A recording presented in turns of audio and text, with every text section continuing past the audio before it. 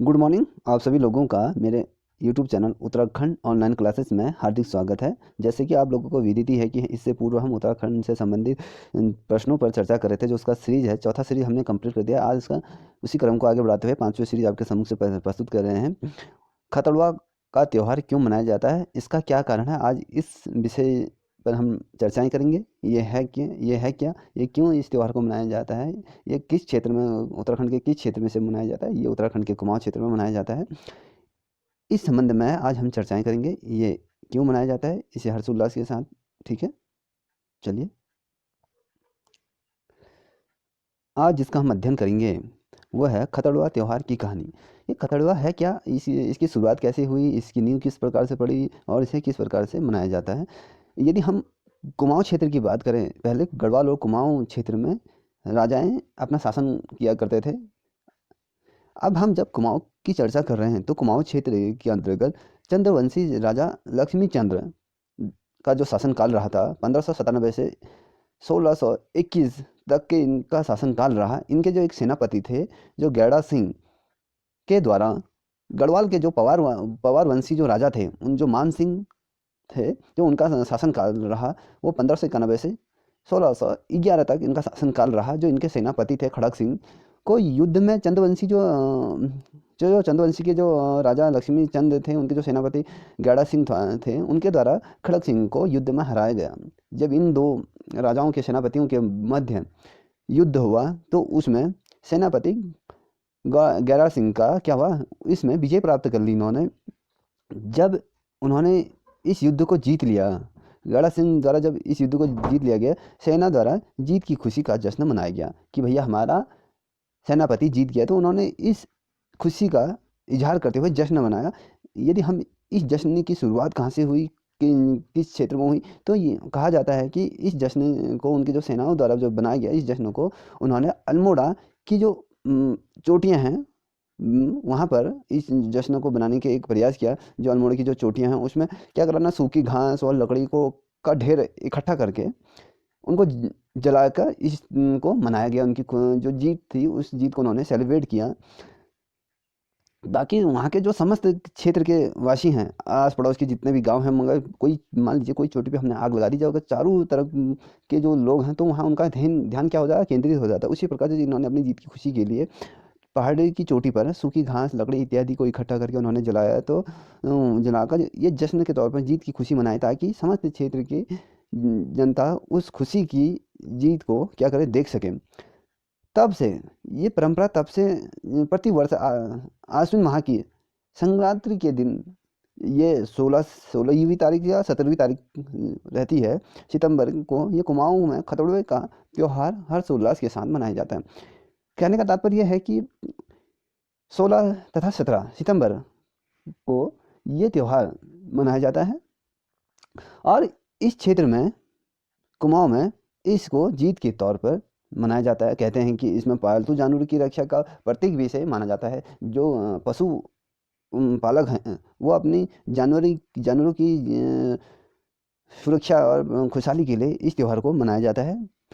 इस उत्सव को मनाने के लिए प्रत्येक गांव में विशेष स्थान पर क्या होता है, जब ये त्यौहार मनाया जाता है तो हर गांव वाले क्या करते हैं, एक प्रत्येक स्थान निर्धारित करते हैं। वहाँ पर मंदिर हो, मंदिर के आसपास कोई क्षेत्र होता है, वहाँ पर क्या होता है, समस्त ग्रामीण क्या करते हैं, इस त्यौहार को मनाने के लिए लोग क्या करते हैं, जंगल जाके ये पिरूल पिरूल सूखी पत्तियाँ इस टाइप से एक जगह पर ढेर लगा देता है। मान मान लीजिए कोई पेड़ काट के ला गया, पेड़ को वहाँ पर गाड़ के उसके चारों तरफ उसमें भूसी घास डाल डूल के उसको क्या करते हैं, एक पुतला जैसे बनाते हैं, जलाते हैं उसको जलाते हैं। तो उसकी जब जब ये जलना प्रारंभ होता है तो क्या करते हैं बच्चे, पहाड़ों में क्या होता है, जो चीड़ की लकड़ी होती है उसकी एक वो मसाल जैसी बनाई जाती है। उसको प्रत्येक गांव के जितने भी ग्रामीण हैं एक स्थान पर से जला के एक जगह स्थान पर खड़े होते हैं।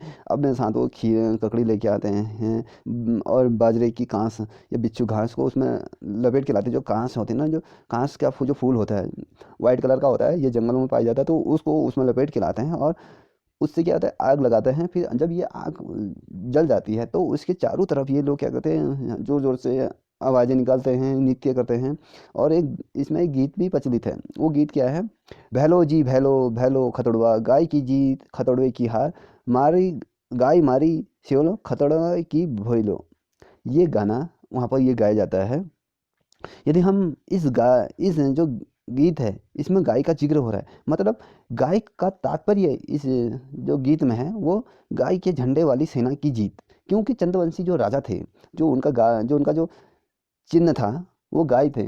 किसी राजा का जो झंडे में जो चिन्ह होता है किसी प्रतीक के तौर पे वो होता है, कोई शेर का चिन्ह लगाता है, कोई अलग अलग तरीके से चिन्ह होते हैं। तो चंद्रवंशी जो राजा थे कुमाऊं क्षेत्र के, जो उनके जो झंडे का जो चिन्ह था वो गाय का चिन्ह था। इसलिए इसमें गीत जो आता है, भैलो जी भैलो, भैलो खतड़ुआ, गाय की जीत खतड़ुए की हार, गाय मारी श्योलो खतड़ भयो भैलो। ये जो गीत है इसमें गाय का जो तात्पर्य है, गाय की जीत का जो तात्पर्य है, गाय के झंडे वाली सेना की जीत हुई।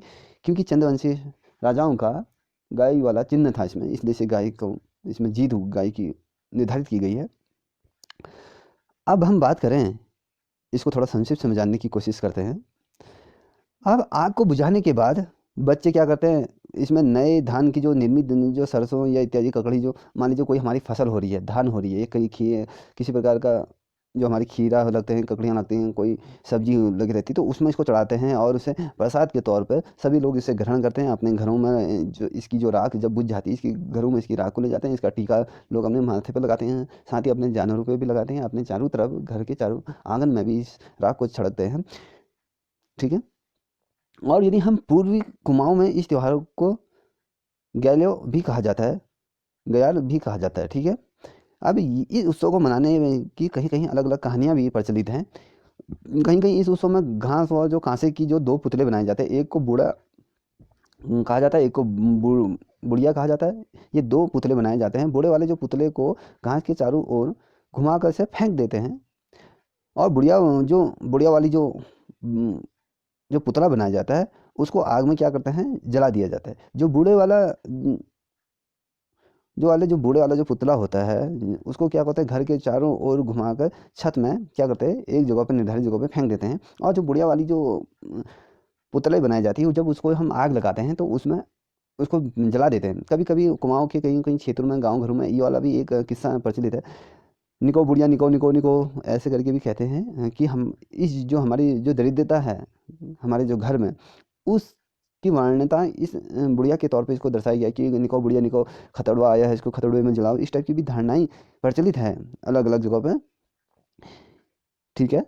और यदि हम बात करें इस कहानी की, जो ये कहानी है, तो इसमें कहा जाता है कि ये जो युद्ध वाली जो कहानी है इसके कहीं पर ही किसी प्रकार के साक्ष्य मौजूद नहीं है। मतलब इतिहास में इसके कहीं पर ही कोई निशान निर्धारित नहीं है। एक काल्पनिक तौर पे इसे हम मनाया जाता है। मान लीजिए कभी प्रश्न आ जाता है, इसमें एक क्वेश्चन बनता है कि चंद्रवंशी जो राजा थे उसके कौन से सेनापति द्वारा गढ़वाल के किस सेनापति को हराया गया।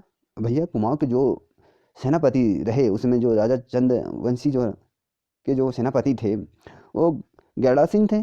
और गढ़वाल के जो पावर वंश के जो राजा थे मान सिंह, उनके किस सेनापति को इनके द्वारा हराया गया था, वो खड़ग सिंह को युद्ध में हराया गया था। ठीक है। अब मान लीजिए कभी क्वेश्चन आ जाता है खतड़ुआ त्यौहार प्रतिवर्ष किस माह में मनाया जाता है, वो आश्विन माह के संक्रांति के समय मनाया जाता है। ये तिथि जो निर्धारित होती है 16वीं या 17वीं तिथि को ये निर्धारण होता है इसका। ठीक है। और मान लीजिए ये गाय गाय चिन्ह वाला झंडा किसका प्रतीक है, कभी आ जाता है किस चंद्रवंशी राजा का ये प्रतीक था। अब उसमें आ जाएगा लक्ष्मी चंद, जो गाय वाले जो चिन्ह है वो चंद्रवंशी राजा का चिन्ह है। ठीक है। आज का ये टॉपिक है, इससे क्वेश्चन बन सकते हैं। मैंने सोचा कि आपके सम्मुख से इस कहानी को रोचक तरीके से प्रस्तुत किया जाए। यदि आप लोगों को मेरा ये वीडियो पसंद आया हो तो प्लीज़ इसे लाइक एंड सब्सक्राइब कीजिएगा और अधिक से अधिक लोगों को शेयर कीजिएगा। Thank you.